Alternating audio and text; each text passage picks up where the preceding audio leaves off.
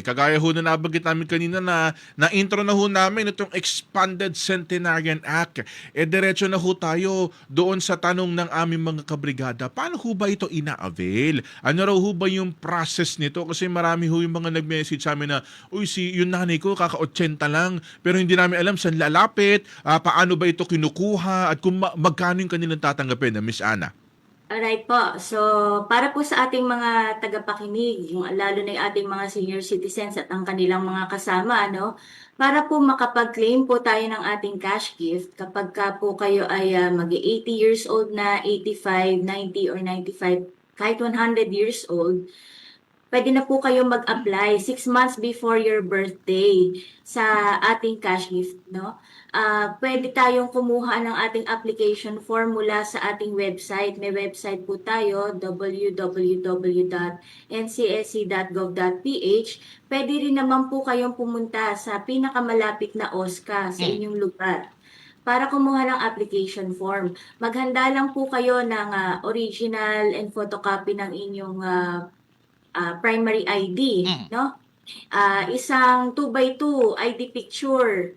Tapos isang full body picture kung pwede may kalendaryo. So, yun lang po yung kailangan para po makapag-claim tayo ng ating cash gift. Oo, so yung pala Oo. partner, 6 months bago pa yung birthday. Yun. Pwede na pala hong itong i-apply, Miss Ana. So kapag Pwede ganyan, po. kapag ganyan ho, nabanggit na ho ninyo yung mga requirements. Ano-ano nga ho ulit ng mga opisina yung pwede hong lapitan nila? Halimbawa, malayo yung tanggapan na ito. Meron bang iba mga alternative? Pwede raw ho ba online yan i-apply, Miss Ana? Sa ngayon po, wala pa po kaming online application para po sa cash gift. Ah, pero may proyekto po or may programa po ang aming chairman, Attorney Mercy Gutierrez.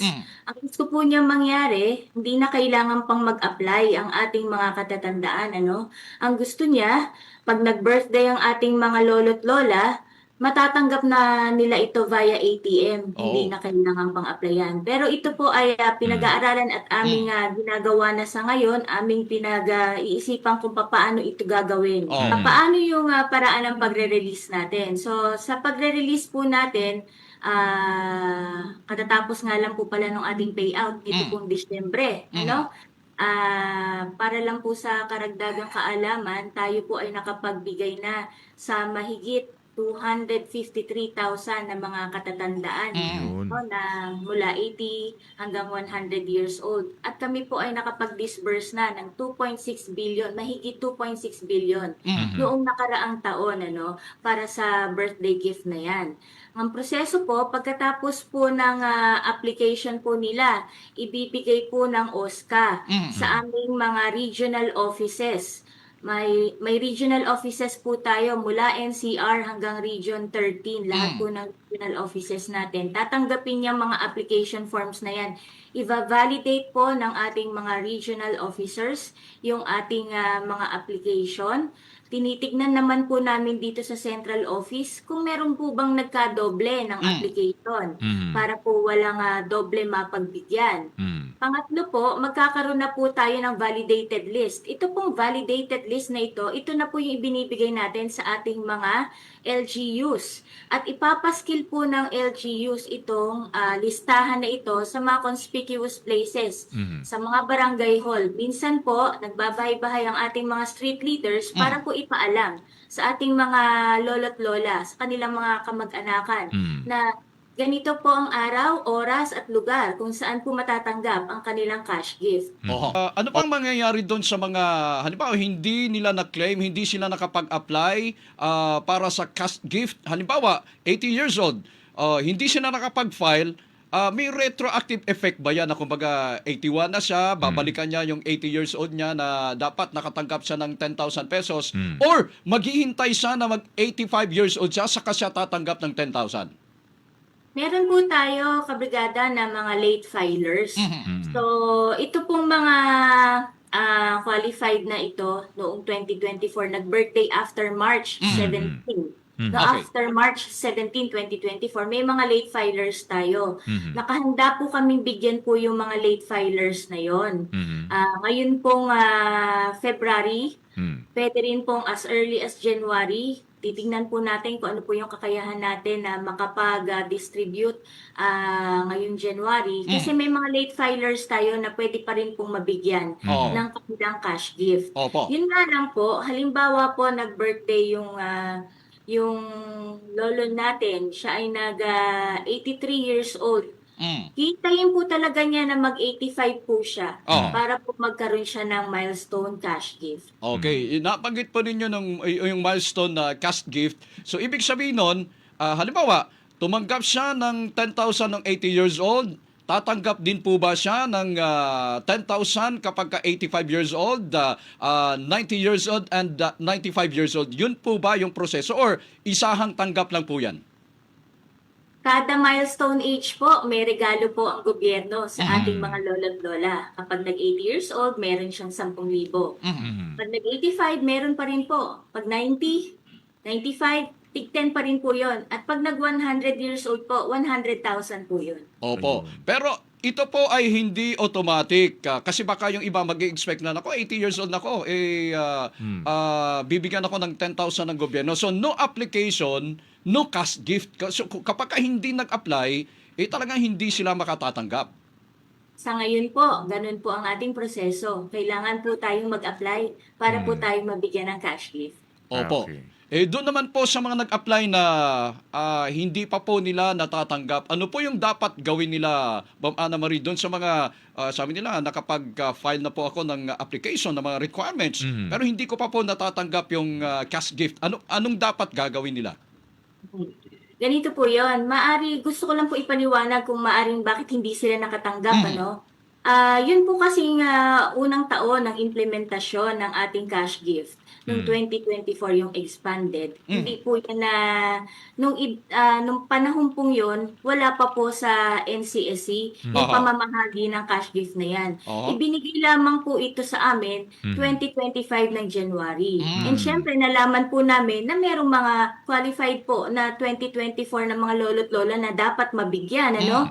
So, ang ginawa na lang po naming strategy ay yung pong nag-birthday ng March hanggang August noong 2024 ay ginawa namin ng paraan na mabigyan din po ng cash gift. Bale, parang by tranche po yung pagbibigay sa kanila. Kasi po nanghingi po tayo ng pondo sa DBM para sa 2024. Sumulat po tayo, ngunit ang sagot po nila ay doon muna namin kunin sa pondo na meron kami. Ang pondo na meron kami ay yung para sa 2025 na mga lolo't lola na magbe-birthday.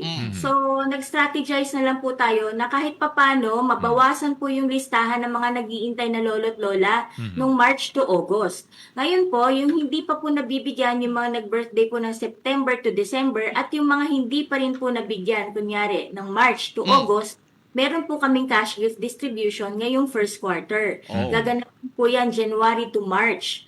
So, kataasan po niyan, mid-February, kami po ay magkakaroon na naman ng payout sa iba't ibang bahagi ng Pilipinas. Katulong po ang ating mga LGUs. Okay. So yung coverage nung sa first quarter, covered na po yun yung mga late filers galing simula September, Ma'am Ana Marie.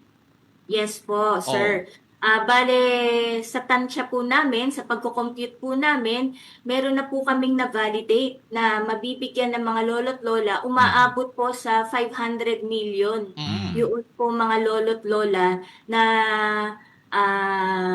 pwede pong bigyan, mga late filers po. Opo. So, ito po ay inaasikaso na namin sa ngayon, ang proseso ay inaasikaso na namin sa ngayon para po makapagbigay na po kami sa Opo. ating mga lolo't lola. Opo. Okay. So, bali, ang malinaw, yung kanilang mga requirements at application, doon nila idudulog sa Office of the Senior Citizens Affairs na under po sa mga local government unit. Pero, yung papel ng OSCA, hanggang processing lang kasi yung pondo galing po sa inyong opisina. Tama po ba? Opo, manggagaling po sa OSCA ang mga application. Aha. At kami naman po, i-validate po namin ang listahan. Tama po yun. Pwede po silang magtanong sa OSCA kung na-file ba ng OSCA sa amin yung kanilang application. Sa aming parte naman po, pwede po silang magtanong sa amin. Meron po kaming contact details na flash po sa screen. Pwede po silang mag-email, pwede po silang tumawag, pwede rin po mag-message sa Facebook. Handa po ang aming mga NCSC staff, personnel, officials na sumagot po sa mga tanong po ninyo.